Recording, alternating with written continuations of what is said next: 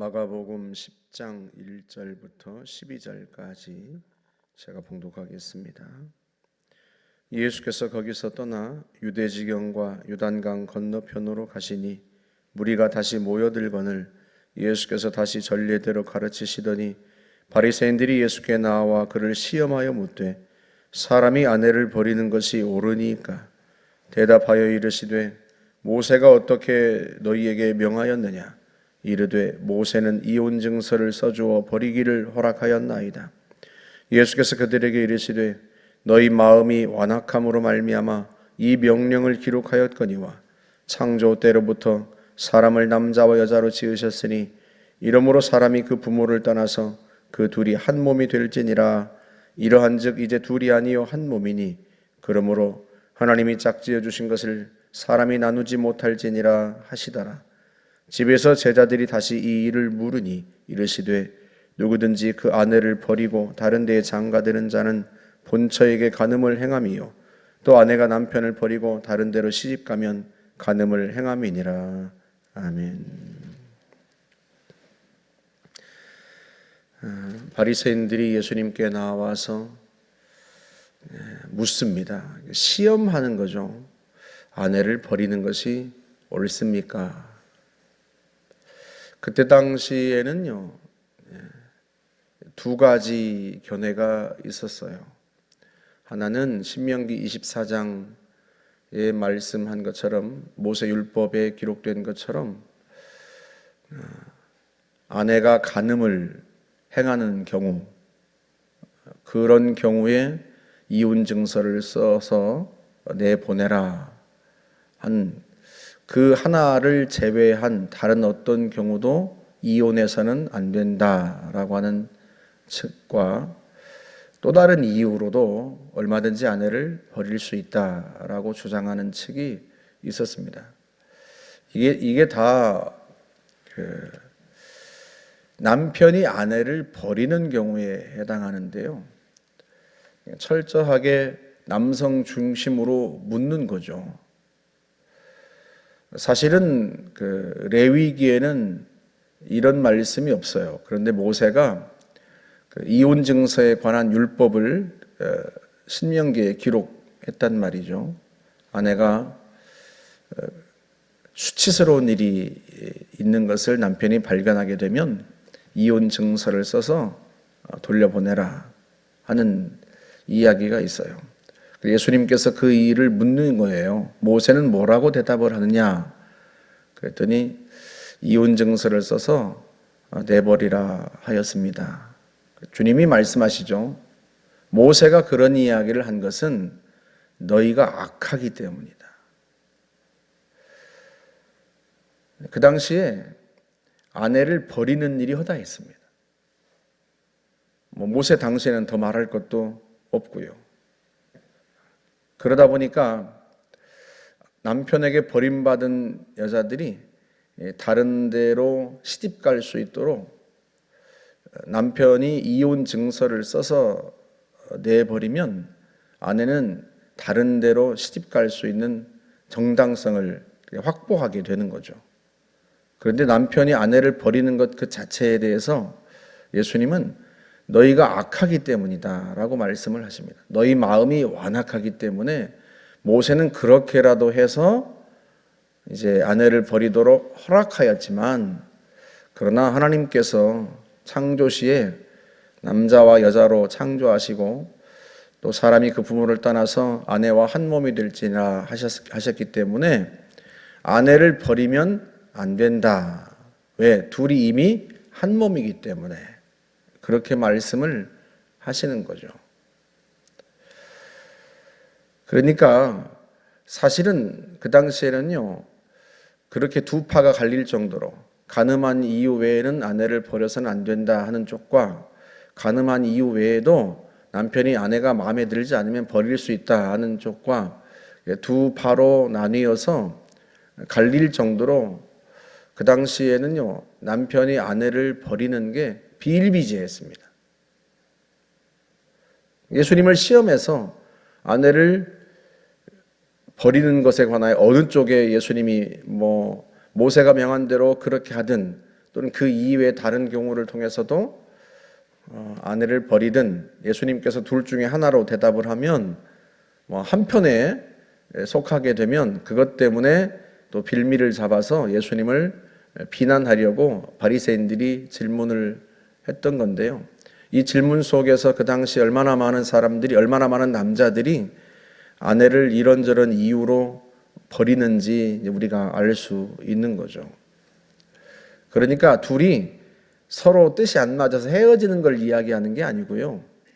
그게 아니라 남편이 아내를 버리는 일에 대하여 지금 주님이 말씀을 하시는 거예요. 그래서 남편은 아내를 버려서는 안 된다. 그 당시에는요, 모든 경제권이 남성에게 있어요. 모든 재산의 유산도 남성을 통해서 이루어지고요.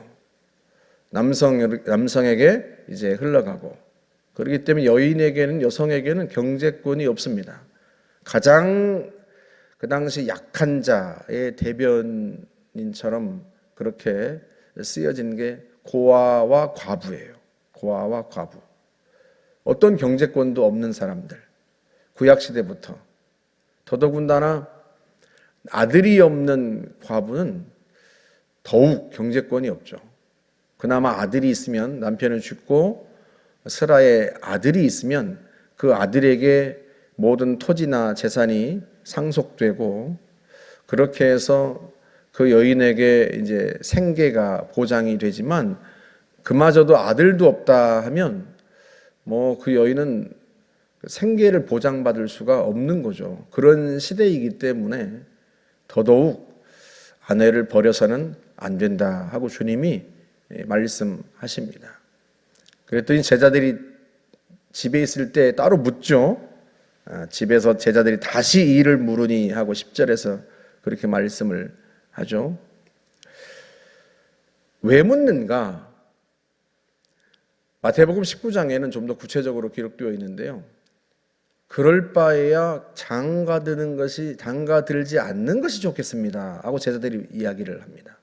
그러니까 아내를 내 마음대로 버릴 수 없다면 차라리 장가를 안 드는 게 좋겠는데요 하고 묻는 거예요. 제자들도 그 정도로 물을 것 같으면 그 당시에 얼마나 아내를 마음에 안 들면 그냥 버리는 게 비일비재하고 남편이 아내를 얼마든지 버릴 수 있다라고 하는 생각이 그 당시 얼마나 지배적이었는지를 알 수 있는 거죠. 내 마음대로 아내를 버리지 못할 바에야 차라리 장가 안 드는 게 낫겠습니다 하고 제자들이 그렇게 이야기할 정도니까요. 그 당시에는 지금 시대보다 훨씬 더 많은 이혼이 있었던 거죠. 그 이혼이 누구에게 이익이 되는 이혼이에요? 남자에게 이익이 되는. 왜? 남자가 마음대로 아내를 버릴 수 있으니까. 그것에 대해서 주님께서 일침을 가하시는 거예요. 누구든지 아내를 버리는 자는 버리고 다른 여자에게 장가들면 그 본처에게 간음죄를 행하는 것이고, 마찬가지로 아내 역시도 남편을 버리고 다른 남자에게 시집가면 그 남편에게 간음죄를 행하는 것이다. 버린다는 표현이요, 내 이익 때문에 버린다는 뜻이에요. 그래서 예수님은 이혼을 허락하지 않으십니다. 그 이혼을 허락하지 않는다는 뜻은 절대적인 강자인 남성들에게 아내를 보호할 의무를 끝까지 다하라, 그런 의미예요. 바울에게 가면 약간 달라집니다. 달라진다기보다는 바울은 에베소서 5장에서는요, 남편과 아내의 의무에 대한 이야기를 합니다. 아내는 남편에게 복종하기를 교회가 그리스도에게 복종하듯이 하라 하고 명령하고, 남편에게는 아내를 사랑하기를 그리스도께서 교회를 위하여 자신을 주심같이 사랑하라 하고 이야기를 합니다. 근데 뭐가 둘 다 남편과 아내는 둘 다 자기의 본분을 다하라 하는 메시지인데, 순서를 따지면 뭐가 우선이에요? 왜 순서를 제가 따지는가 하면, 서로에 대한 본분을 행해야 되는데 오늘날에는 서로에 대한 본분을 행하지 않는 그런 부부들이 많기 때문에 어디서부터 문제를 풀어가야 되나 할 때 문제를 풀어가는, 매듭을 푸는 시작점이 있어야 될 거 아니겠어요? 그러면 그 본분이라고 하는 게 어느 쪽에서부터 문제를 풀어가야 됩니까? 바울의 메시지 속에 그게 들어있어요. 그리스도께서 교회를 위하여 자신을 주신 그 사랑이 먼저죠. 주님이 우리를 위해 십자가 위에서 고난받으신 그 사랑이 먼저고, 그 사랑을 알고 우리가 그리스도에게 복종하는 거죠. 주님의 사랑이 없이 우리가 주님께 복종하는 그런 사람은 없어요. 주님의 사랑을 알지도 못한 채 주님께 먼저 순종하고 복종하는 인간은 없습니다. 인간은 악해서요, 자신이 먼저 하나님 앞에 순종하고 복종하는 사람은 없어요. 주님이 우리를 위해서 그 십자가의 사랑을 보여주셨기 때문에 그 사랑 때문에 우리가 주님 앞에 굴복하고 또 순종하고 주님을 섬기는 거죠. 우리 중에 누구도 주님의 사랑을 알지 못한 채 하나님을 먼저 섬긴 사람은 없습니다. 그래서요, 그리스도께서 교회를 위하여 자신을 주심같이 남편이 아내를 그렇게 사랑하라 하신 말씀이 먼저고요. 그리고 그런 남편이 있기 때문에 아내는 남편에게 교회가 그리스도에게 복종하듯이 그렇게 복종하는 거죠. 그게 가장 이상적인 가정의 모습이에요. 가장 안 좋은 게 주님이 말씀하셨던 남편이 자기 이익에 따라 아내를 버리는 게 가장 안 좋은 거고요. 가장 이상적인 것은 바울이 얘기한 것처럼 남편은 아내를 위해서 자신의 목숨을 버려서 사랑하고, 아내는 그런 남편에게 복종하고 순종하고, 그게 가장 이상적인 남편의 모습이에요.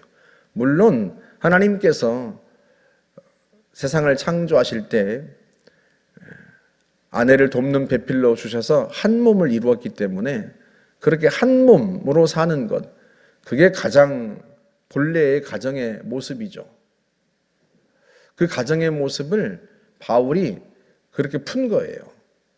남편은 자기 목숨처럼 아내를 사랑하고, 아내는 그런 남편에게 순종하고. 그런데 사람들이요, 이게 꼭 그렇게 살지를 못해요. 그게 안타까운 거죠. 아내를 자기 목숨처럼 사랑하는 남자를 보기가 쉽지 않아요. 그게 안타까워요. 그러다 보니 아내는 그런 남편하고 살기가 어렵죠. 자기를 사랑하지 않고 자기 이익, 자기 만족에 따라 그렇게 행동하는 그런 남자를 평생 남편으로 섬기기가 어려워지는 거죠. 그래서 바울 시대에 고린도 교회에 이혼의 문제가 대두됩니다. 헬라인들이, 이방인들이 예수를 믿고 나서 믿지 않은 남편들 때문에 괴로워하는 거죠. 그러자 바울이 원론을 이야기합니다. 고린도전서 7장에서 믿지 않는 남편이 아내와 함께 살기를 좋아하면 버리지 마라. 믿지 않는 아내가 믿는 남편과 함께 살기를 좋아하거든 버리지 마라. 너희를 통해서 그 남편과 아내가 예수님을 믿을지 네가 어찌 아느냐. 그러니 어떻게 하라? 기다리고 참고 기다리고 섬겨라 하고 이야기를 합니다. 그런데요, 그 다음에 이런 말도 해요. 그러나 그럼에도 불구하고 갈리면, 헤어지면 헤어지는 거지, 헤어질 수밖에 없지 않겠느냐. 그러면서 마지막에 한마디 덧붙이죠. 하지만 하나님께서 너희로 하여금 화목하게 부르셨다. 그러니 애쓰고 힘쓰고 노력하라. 그런 메시지를 남깁니다. 바울도요. 바울은 결혼하지 말라고 그래요. 그렇게 결혼해서 남편을 아내를 기쁘게 하려고 힘쓰고 애쓰는 것보다 주님을 기쁘시게 하는데 힘쓰고 애써라. 주님 오실 날이 가까웠는데 남편을 아내를 그 비위를 맞추고 즐겁게 하려고 하는데 에너지를 쓰지 말고 차라리 나처럼 혼자 살아라. 처녀들에게는 그렇게 권면합니다. 하지만 이미 결혼해서 살고 있는 믿는 아내나 믿는 남편에게는요, 그 아내나 그 남편이 너와 함께 살기를 좋아하거든 갈라서지 마라. 너희를 통해서 그들이 주님께 돌아올 수 있기 때문에 하고 권면을 합니다. 그래서요, 주님께서 우리에게 가정을 이루게 하셨는데 한 몸이 되었으니 끝까지 함께 잘 사는 것이 중요해요. 그래서요, 대화가 많이 필요합니다. 대화가 필요해요.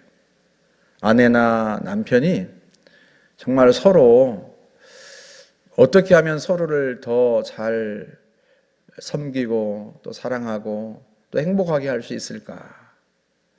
끝까지 노력하고 힘쓰고 애써야 돼요.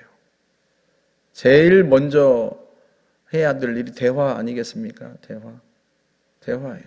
그 대화를 통해서 끝까지 남편은 아내를 사랑하고 아내는 남편을 그렇게 섬기고 그게 우리에겐 필요해요.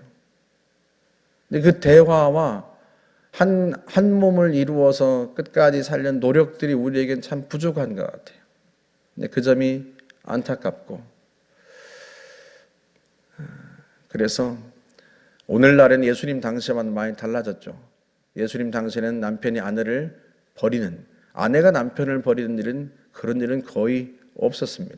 아내가 남편을 버릴 수도 없고 왜 경제권도 없고 남편이 아내를 버리는 일만 있었죠. 그거에 대해서 주님이 버리지 마라 하고 일침을 가하시지만 오늘날에는 또 상황이 많이 달라졌어요.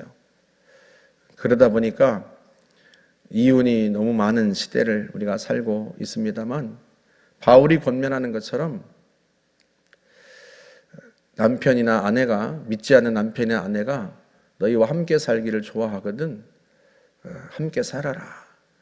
왜? 너희를 통해서 변화될 수 있으니까. 그 말인즉슨 우리가 가정에 선교사로 파송되었다는 그런 의미예요. 선교사로 파송되었으니 그 선교사의 직무를 최선을 다해서 감당하고 그 이후의 이야기는 바울처럼 그러남에도 끝내 갈라지면 그건 어쩔 수 없지 않겠느냐라고 하지만 그럼에도 불구하고 바울이 다시 한마디 덧붙인 것처럼 하나님께서 너희를 화목하게 부르셨으니 끝까지 최선을 다하라 하고 명령을 내리는 거죠. 오늘날 많은 가정이 갈라지고 또 헤어지는 걸 보면서 참 마음이 아픕니다. 우리는요, 주님 앞에서 끝까지 최선을 다해야 돼요. 끝까지. 무엇보다 남편들이 정말로 아내를 주님이 우리를 위해서 목숨을 버린 것처럼 사랑해야 합니다. 그렇게 남편들이 아내를 사랑하지 않는 그것 때문에 많은 문제들이 시작돼요. 그래서 많은 아내들이 고통을 당하는 거죠. 그래서 여러분의 아들들을 잘 키우세요. 여러분의 아들들을 아들 편만 들지 말고 아들들에게 남편의 의무가 무엇인지를 가르쳐야 됩니다. 아들 편 들고 며느리를 욕하는 부모들은 주님의 말씀이 무엇인지를 모르는 거예요. 아내를 목숨처럼 사랑해야 합니다. 그리스도께서 교회를 버리셔서 교회를 위해서 자신을 버린 같이 그렇게 사랑해야 돼요. 아들들에게 아내를 위해서, 가정을 위해서 자기의 목숨을 버리면서까지 그렇게 사랑하는 법을 가르쳐야 돼요. 근데 어머니들이 아들들에게 그렇게 가르치지 않아요. 근데 그게 안타까운 거죠. 그래서 모든 문제의 뿌리는 부모에게 있습니다. 우리가 아이들을 잘 가르쳐야 돼요. 우리가 아이들을. 적어도 믿는 부모라면 남편의 의무가 무엇인지, 남편의 도리가 무엇인지를 먼저 가르쳐야 돼요. 그래야 가정이 세워집니다. 그러지 않고 가정을 세우려고 하지 않고 또 가족인 아내를 그렇게 사랑하지 않고 자기 만족, 자기 즐거움만을 위해서 살아간다면 그런 아들들은요, 아주 호되게 혼을 내야 되고요. 그런 아들들은 정말로 부모들이 그 아들을 어떻게든 사람을 만들어야죠. 그게 주님께서 우리에게 주신 말씀에 우리가 실천하고 행동해야 할 가장 근본적인 것입니다. 근본적인 것. 그 근본부터 우리가 풀어가야 돼요.